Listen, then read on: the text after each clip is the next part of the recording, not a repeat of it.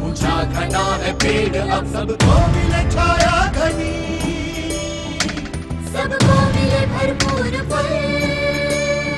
अगर आज हम अपना सर गर्व से उठा सकते हैं तो सिर्फ इसलिए कि हमसे पहले बहुत से लोगों ने इस देश की जिम्मेदारी अपने कंधों पर उठाई है। चल देश चल, मेरे देश चल, चल देश चल, मेरे देश चल। हो प्रांत या भाषा कोई हो, पंथ या मजहब कोई, मिट जाएंगे सब फासले, चलना है सबको साथ ले। এখন তো ভালো সময় ভারতীয়দের জন্য। आज के भारत की नींव है भारतीयों की आयकर अदा करने की सालों पुरानी परंपरा। आजादी के 86 साल पहले शुरू हुई ये परंपरा आज आजादी के 64 साल बाद भी जारी है। 1857 में भारत ने अपने पहले स्वतंत्रता संग्राम का उद्घोष किया। अंग्रेज सरकार को युद्ध पर हुए खर्च को पूरा करने के लिए अधिक राजस्व की आवश्यकता पड़ी। इसी के मद्देनजर तत्कालीन finance member sir James Wilson ने भारी विरोध के बीच पहला आयकर कानून प्रस्तुत किया, जिसे 24 जुलाई 1860 को गवर्नर जनरल की स्वीकृति मिली। 5 वर्षों तक लगा ये टैक्स लैंड रेवेन्यू प्रशासन का एक छोटा सा अंग बना। पहले साल 30 लाख रुपए इकट्ठा किए गए। रूस के साथ युद्ध के कारण एक बार फिर अंग्रेज शासकों को अतिरिक्त राजस्व की जरूरत पड़ी। गवर्नर जनरल लॉर्ड डफरिन ने इस बार 1886 में एक नए स्वरूप में इनकम टैक्स एक्ट लागू किया। इस बीच भारत में अनेक राजनीतिक बदलाव आ रहे थे। मोंटेगू चेम्सफोर्ड रिफॉर्म्स के तहत सन 1919 में गवर्नमेंट ऑफ इंडिया एक्ट बना। इसमें केंद्रीय और प्रांतीय सरकारों के अधिकारों का बंटवारा हुआ। आयकर को केंद्रीय विषय में रखा गया। 1922 में लागू किया गया ऐतिहासिक इनकम टैक्स एक्ट एक लंबे समय तक भारत में कर व्यवस्था का आधार रहा और 1924 में कर प्रशासन एक समर्पित सेंट्रल बोर्ड ऑफ रेवेन्यू को सौंप दिया गया। उसके अधीन इनकम टैक्स कमिश्नर्स और अन्य अधिकारी नियुक्त हुए और एक नए आयकर विभाग का उद्भव हुआ। फिर 1947 में आई एक नई सुबह, नई सोच, नया निश्चय। Long years ago, we made a tryst with destiny, and now the time comes when we shall redeem our pledge. विभाजन का कोहराम और अलग अलग रजवाड़ों को मिलाने का काम देश के लिए सबसे बड़ी चुनौती थी।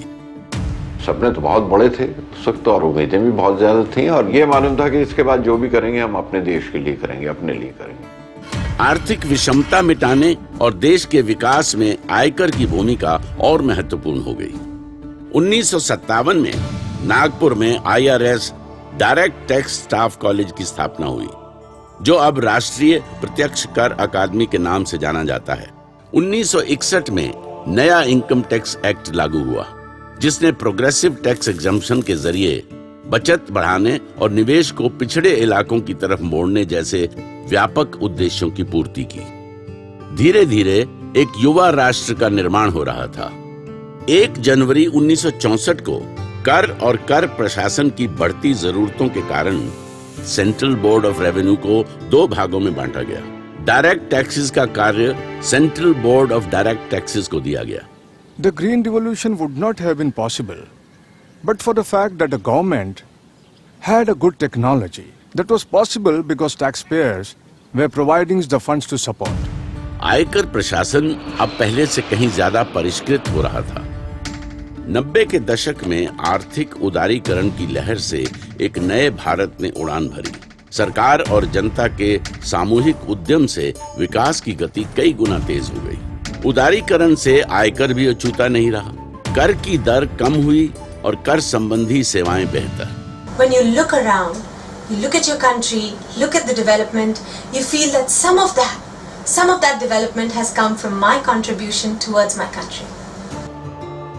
भारत में आयकर राष्ट्र निर्माण और स्वैच्छिक अनुपालन के सिद्धांत पर आधारित है। कर प्रक्रिया जितनी सरल होगी, अनुपालन उतना ही बढ़ेगा और राजस्व भी उतना ही अधिक इकट्ठा होगा। इसी सोच के साथ आयकर विभाग तेजी से ई गवर्नेंस की तरफ बढ़ा है। आईडी प्रूफ, कभी नहीं सोचा था इस कार्ड से लाइफ इतनी सिंपल हो जाएगी। बेंगलुरु स्थित भारत का सेंट्रल प्रोसेसिंग सेंटर अपनी किस्म का दुनिया का सबसे बड़ा और सबसे विकसित नेटवर्क है। यहाँ सारे ई फाइल रिटर्न्स प्रोसेस किए जाते हैं। मैंने जुलाई में ही अपने रिटर्न्स ई फाइल कर दिए थे और सितंबर में तो मुझे रिफंड भी आ गया। देश की हजारों बैंक ब्रांचों में आप कहीं भी टैक्स जमा कर सकते हैं। ये सहज और सुगम फॉर्म्स भी आपके और मेरे जैसे आम आदमी के लिए हैं। आप अपना डिडक्ट या डिपॉजिट किया हुआ टैक्स ऑनलाइन फॉर्म 26AS में भी देख सकते हैं। The very important part of India's growth and India's emerging role in the world, and nothing signifies that better than the modernization of the income tax department that has happened in the last couple of decades. अगर आप net सेवी नहीं हैं, तो ये सज्जन आपकी मदद कर सकते हैं। ये एक टैक्स रिटर्न प्रिपेयरर यानी TRP हैं। करदाताओं को सिटीजन चार्टर 2010 में आश्वासित की गई समय सीमा में कर सुविधाएं मुहैया कराने के उद्देश्य से आयकर विभाग ने आयकर सेवा केंद्र की स्थापना की है। अलग अलग भाषाओं, भिन्न भिन्न राज्यों, 12 करोड़ पैन कार्ड धारकों, 3.5 करोड़ करदाताओं वाले भारत में कर विभाग का काम काफी मुश्किल नजर आता है। पर इन सभी चुनौतियों का सामना करके वर्ष 2008-9 में आयकर भारत सरकार का सबसे बड़ा राजस्व स्रोत बन गया है। टैक्स से काफी हद तक चेंजेस आते हैं। It's very important for the betterment of our country. जी हाँ, आपका आयकर आपके लिए और हम सब के लिए बना रहा है एक मजबूत और बेहतर भारत। यहाँ से आगे आयकर की क्या दिशा होगी, इसका उत्तर शीघ्र ही आने वाले डायरेक्ट टैक्सेस कोड यानी DTC में निहित है। DTC निश्चित रूप से आयकर को और सरल बनाएगा। चल देश चल मेरे देश चल चल देश चल। तय किए हैं हमने फासले, तय किए हैं हमने फासले। हर मन में है ये हौसले, हर मन में है ये हौसले, हौसले। अपना करेंगे फलदा, अपना सुनहला होगा कल। I take this opportunity of congratulating the Department of Revenue, Central Board of Direct Taxes, all the officers and staff for the tremendous achievement they have achieved during these years.